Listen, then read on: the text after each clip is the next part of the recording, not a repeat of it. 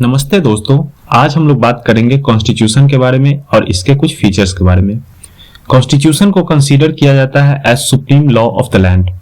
Constitution एक source है of all the powers conferred to the different instrumentalities of the state and executive, judiciary and legislature अपने सारे powers को constitution से derive करता है। दोस्तों, हम बोल सकते हैं कि सारे इंस्टीट्यूशंस कॉन्स्टिट्यूशन के कंट्रोल में ही फंक्शन करते हैं। अब हम लोग बात करते हैं फ्रेमिंग ऑफ कॉन्स्टिट्यूशन के बारे में कि आखिर कैसे बना था हमारा संविधान। दोस्तों, हमारा कॉन्स्टिट्यूशन कॉन्स्टिट्यूएंट असेंबली द्वारा बनाया गया है। कॉन्स्टिट्यूएंट असेंबली का आइडिया पहली बार एम.एन. रॉय द्वारा 1934 में लाया गया था, जिसे ऑफिशियली 1935 में इंडियन नेशनल कांग्रेस द्वारा डिमांड किया गया था to make a constituent assembly for making constitution of India. दोस्तों, इस डिमांड को 1940 में एक्सेप्ट कर लिया गया था बाय द ब्रिटिशर्स, जिसे कि नाम दिया गया था अगस्त ऑफर। लेकिन इस अगस्त ऑफर को हमारे इंडियंस द्वारा रिजेक्ट कर दिया गया था, क्योंकि इसमें इंडिया को कंप्लीट सोवरेनिटी नहीं मिल रही थी, बल्कि इंडिया को एक मेयर डोमिनियन स्टेट का दर्जा दिया जा रहा था। फिर 1940 में क्रिप्स मिशन आता है, लेकिन इस क्रिप्स मिशन को भी मुस्लिम लीग द्वारा रिजेक्ट कर दिया जाता है।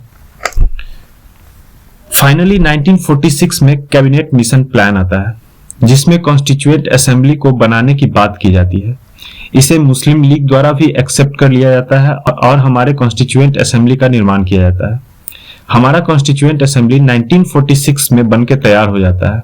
कॉन्स्टिट्यूएंट असेंबली में 389 मेंबर्स की स्ट्रेंथ होती है, जिसमें 296 सीटों पे वोटिंग होती है। इसमें कांग्रेस ने 208 सीट एवं मुस्लिम लीग ने 73 सीट पे जीत हासिल कर ली। दोस्तों, आपको बता दें कि महात्मा गांधी एवं Mohammed Ali Jinnah was not the part of constituent assembly. दोस्तों, हमारा कॉन्स्टिट्यूएंट असेंबली 2 साल 11 महीना और 18 दिन तक फंक्शन करती है, जिसमें 11 सेशंस होते हैं।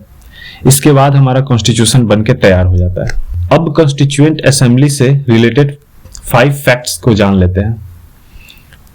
पहला फैक्ट यह है कि हमारा कॉन्स्टिट्यूएंट असेंबली का फर्स्ट मीटिंग 9 दिसंबर 1946 को हुआ था, जिसमें टेम्परेरी प्रेसिडेंट सच्चिदानंद सिन्हा को बनाया गया था। दोस्तों, पहले से ये डिसाइडेड था कि कॉन्स्टिट्यूएंट असेंबली का प्रेसिडेंट डॉक्टर राजेंद्र प्रसाद बनेंगे, लेकिन किसी कारणवश वो वहां नहीं जा पाते हैं, जिसके कारण टेम्परेरी प्रेसिडेंट सच्चिदानंद सिन्हा को बनाया जाता है। दूसरा फैक्ट, सेकेंड मीटिंग 11 दिसंबर को हुआ था।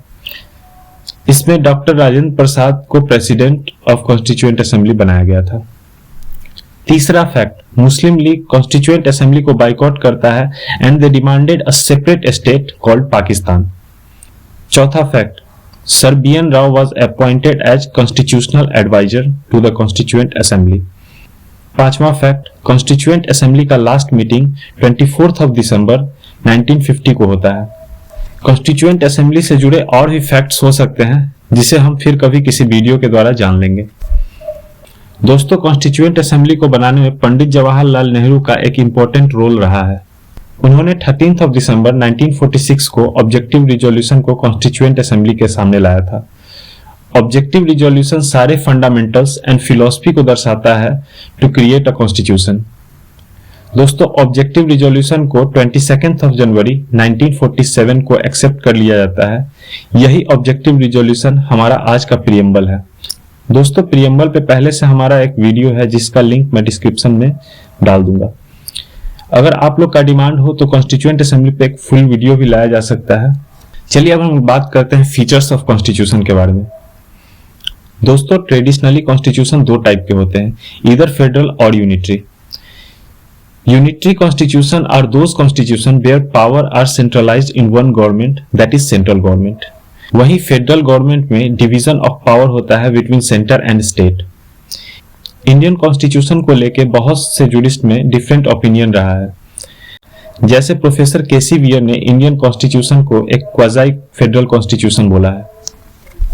वहीं पे अंबेडकर जी ने इंडियन कॉन्स्टिट्यूशन को एक फेडरल कॉन्स्टिट्यूशन कहा है। एंड सुप्रीम कोर्ट ने भी S R Bommai versus Union of India के केस में इंडियन कॉन्स्टिट्यूशन को फेडरल कॉन्स्टिट्यूशन माना है। चलिए अब डिटेल में देखते हैं unitary and federal features of Indian constitution. Some of the federal features of Indian constitution are as follows. First thing, the division of power. Federal constitution में division of power होता है बिटवीन सेंटर एंड स्टेट, और दोनों independent work करते हैं। Second thing is supremacy of constitution. Federal constitution में government के सारे विंग्स अपने पावर को कॉन्स्टिट्यूशन से डिराइव करता है, दैट इज एग्जीक्यूटिव, जुडिशियरी और legislation. Third thing is written constitution. एक फेडरल कॉन्स्टिट्यूशन में बहुत ही इंपॉर्टेंट होता है कि वहां का कॉन्स्टिट्यूशन रिटन हो। The fourth thing is rigid constitution. Federal constitution का एक फीचर होता है कि उनका कॉन्स्टिट्यूशन इजिली अमेंड ना हो और उन्हें इजिली चेंज ना किया जा सके। The fourth thing is authority of judiciary. एक फेडरल कॉन्स्टिट्यूशन में इंडिपेंडेंट जुडिशियरी होना बहुत जरूरी होता है। Now some of the unitary features of Indian constitution are as follows. The first one is appointment of governor by the president. दोस्तों, हमें पता है कि गवर्नर एक स्टेट के लिए होता है, लेकिन अपॉइंटमेंट ऑफ द गवर्नमेंट हमेशा प्रेसिडेंट के हाथों में होता है। The second thing is power of parliament to make new laws in national interest. The third thing is power to make changes in states. अब स्टेट्स के बाउंड्री, एरिया, नेम किसी में भी बदलाव लाना हो तो ये पावर सेंटर के पास होता है। The fourth thing is emergency provision of Indian constitution. The fifth one is single citizenship. India में सिंगल सिटीजनशिप ही होता है, वहीं पे अमेरिका में डबल सिटीजनशिप का प्रोविजन है। The sixth thing is flexibility of constitution. तो दोस्तों, ये है कुछ यूनिटरी फीचर्स जो अवेलेबल है हमारे इंडियन कॉन्स्टिट्यूशन में। अब आप सोच रहे होंगे कि मैंने इंडियन कॉन्स्टिट्यूशन को रिजिड भी बोला है और फ्लेक्सिबल भी बोला है। तो दोस्तों, इंडियन कॉन्स्टिट्यूशन में कुछ ऐसे प्रोविजंस है जिसे इजिली अमेंड किया जा सकता है बाय सिंपल मेजॉरिटी। हमारा अगला लेक्चर कॉन्स्टिट्यूशनल अमेंडमेंट पे हो सकता है, तो देखने के लिए सब्सक्राइब जरूर करें और कोई भी सजेशन के लिए कमेंट जरूर करें। और दोस्तों, ये चैनल आप ही का है, so please show some love and support to the channel. Thank you so much for watching.